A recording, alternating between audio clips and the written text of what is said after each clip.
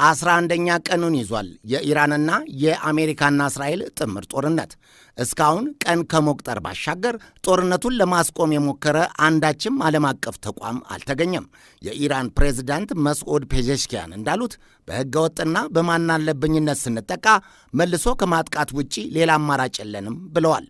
በኢራን ሚሳኤል ፍንዳታዎች አሁንም በተለያዩ የባሕረ ሰላጤው ሀገሮች እየተሰሙ ሲሆን በጥቃቱ በባህሬን ያሉ የአሜሪካ ጥቅሞችና የጦር ሰፈሮች ተመትተዋል። ከ30 በላይ ዜጎች እንደተገደሉም ነው የተዘገበው። በግዳጅ ላይ ያሉ የአሜሪካ ወታደሮችም ከሞቱትና ከቆሰሉት ሰዎች ውስጥ አሉበት ተብሏል። የኢራን ውጭ ጉዳይ ሚኒስትር አባስ አርጋቺ በሰጡት መግለጫ ደግሞ በጎረቤት የሰላጤው ሀገሮች ላይ የተፈጸመው የበቀል እርምጃ የሚያሳዝነን ቢሆንም የጠላቶቻችንን መነሻና ወታደራዊ መናኸሪያ የሆኑ ቦታዎችን ደግሞ ማጥቃት ነበረብን ብለዋል። ኢራን የተኩስ አቁም ከማድረጓ በፊት አሜሪካና እስራኤል ከሕግም ከሞራልም አንጻር ተቀባይነት የሌለውን ይህንኑ ጥቃት ለምን እንደጀመሩት ማስረዳት አለባቸው ብለዋል አርጋቺ። የኢራን ባለሥልጣናት ይህንን ይበሉ እንጂ የአሜሪካና የእስራኤል የአየር ድብደባ በከፋ ደረጃ በቴሄራን ከተሞች ላይ ተጠናክሮ ቀጥሏል። ስፑትኒክ እንደዘገበው የእስራኤል ጦር ኃይል በሰላማዊ ዜጎችና ተቋማት ላይ ሳይቀር ሌሊቱን በሰፊ የአየር ድብደባ ማዕበል ከተማይቱን አዳርሷል ብሏል። አንድ የቀድሞ የአሜሪካ የጦር አርበኛ እንዳሉት ደግሞ የኢራን ጦርነት የአሜሪካ ሰው አልባ የጦር አውሮፕላኖችን ወይም ድሮኖችን የብቃት ማነስ አጋልጧል ብለዋል። ፕሬዚዳንት ዶናልድ ትራምፕ የቀድሞ የጦር ጀኔራሉን አስተያየት ተጠይቀው ሲመልሱ ጥያቄውን ወደ ጎን በማለት ጦርነቱን እንትወውና በኢራን ከእንግዲህ የአሜሪካ ይሁንታና ፈቃድ የሌለው በቴሄራን የተመረጠ አመራር ወዲያውኑ እናስወግደዋለን ብለዋል። የኢራን ከፍተኛ ባለሥልጣናት ጉባኤ በተገደሉት የኢራን መንፈሳዊ መሪ አያቶላ አሊ ካሚኒ ምትክ ልጃቸውን ሞጅታብ ካሚኒን የሀገሪቱ መንፈሳዊ መሪ አድርጎ መሾሙን ይፋ ማድረጉ ይታወቃል። የትራምፕ ዛቻ የመጣው ከሹመቱ በኋላ ነው። ለአዲሱ የኢራን መንፈሳዊ መሪ ሞጅታብ ካሚኒ የሩሲያው ፕሬዝዳንት ቭላዲሚር ፑቲን ደግሞ የእንኳን ደስ ያሎት መልእክት በማስተላለፍ የመጀመሪያው መራሄ መንግሥት ሆነዋል። ለአዲሱ መንፈሳዊ መሪ ጠንካራና የማያወላውል ድጋፍ እንደሚያደርጉም ፑቲን አረጋግጠዋል።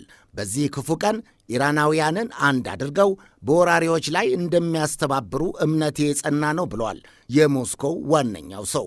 11ኛ ቀኑን ያስቆጠረው የኢራን ጦርነት እስካሁን ከፍተኛ ቁጥር ያለው የንጹሐን ሞት፣ የንብረትና የከተሞች ውድመትን አስከትሏል። የአሁኑ በኢራን የኳስ ሜዳ የልዕለ ኃያላኑ የፖለቲካ ጨዋታ ደግሞ ጦርነቱን የሚያራዝምና የባሰ ጥፋት የሚያስከትል እንደሚሆን ስጋት እያሳደረ ነው። ሩሲያ በኢራን አያቶላው ሲገደሉ ተቃውማ በምትካቸው ሲሾሙ ደግሞ ደግፋ የወጣች ቢሆንም ጦርነቱ የሞስኮን ኢኮኖሚና የጦርነት በጀቷን በመደገፍ ጥሩ አጋጣሚ ሆኖላታል እየተባለ ነው። የቢቢሲ ተንታኝና የዲፕሎማሲ ኮረስፖንደንት የሆነው ጄምስ ላንዴል እንደጻፈው አሁን በኢራን ጦርነትና የሆርሙዝ ዓለም አቀፍ የገበያ ማሳለጫ ሰርጥ በመቋረጡ ምክንያት በበርሜል ከ$100 በላይ ያሻቀበው የነዳጅ ዋጋ በብዛትና በቀላሉ ለሚገኘው የሩሲያ የነዳጅ ገበያ ትልቅ ትርፍ ይዞ የመጣ ነው ይላል። የምዕራባውያን ተንታኞች ሩሲያ ከዩክሬን ጋር በገባችበት ጦርነት የተጣለባት ዓለም አቀፍ የኢነርጂ ወይም የኃይል ማዕቀብ የሩሲያን ኢኮኖሚ እንዲንገራገጭ አድርጓል ይላሉ። ቢሆንም ሞስኮ የምዕራባውያን ገበያ ቢቀርም የምስራቃውያን ሀገሮች ገበያና በተለይም ኢኮኖሚያቸው ዓለም አቀፍ የኃይል አቅርቦት የራበው የቻይናና የህንድ ኢኮኖሚዎች ከአውሮፓ ሀገሮች ገበያ የበለጠ ትርፍ የተገኘበት እንደሆነ ሞስኮ ትናገራለች። አይኤምኤፍ እንዳረጋገጠውም ከብዙዎቹ ሌላው ቀርቶ የአውሮፓ መሪ ኢኮኖሚ ከሆነችው ጀርመንም የተሻለ ላለፉት የጦርነት ዓመታት የሩሲያ ኢኮኖሚ ጤናማ ትርፍ ማስመዝገቡን የጦርነት ወጪንም ተሸክሞ ማለት ነው ዘግበዋል። ቢሆንም ላንዴል እንዳለው የባሕረ ሰላጤው ጦርነት የሩሲያ ነዳጅ ዘይት እስከ ዛሬም ገበያ ባያጣም የአውሮፓ ታላላቅ ገዢዎችን ጉድለት መልሶ የሚደፍን የገበያ አማራጭ እየሆነ መጥቷል ይላል። የአሁኑ የሆርሙዝ የነዳጅ አቅርቦት መስመር መቋረጡ የሩሲያን ገበያ ዓለም አቀፍ ፍላጎት በማስፋት ኢኮኖሚዋንና የጦርነት በጀቷን የሚያሟላ ነው ብሏል። የክሬምሊኑ ቃል አቀባይ ዲሜትሪ ፔስኮቭ ደግሞ የኢራን ጦርነት ከሞራልም ከሕግም ውጪ የተጀመረ የዓለማችን ትልቁ የዓለም አቀፍ ሕግ መጣስ ነው ካሉ በኋላ የሞስኮ የነዳጅ ገበያ የጦርነት እክል አያስፈልገውም፣ በርካታ ጠንካራ የገበያ ሸሪኮች አሉን ሲሉ መልሰዋል።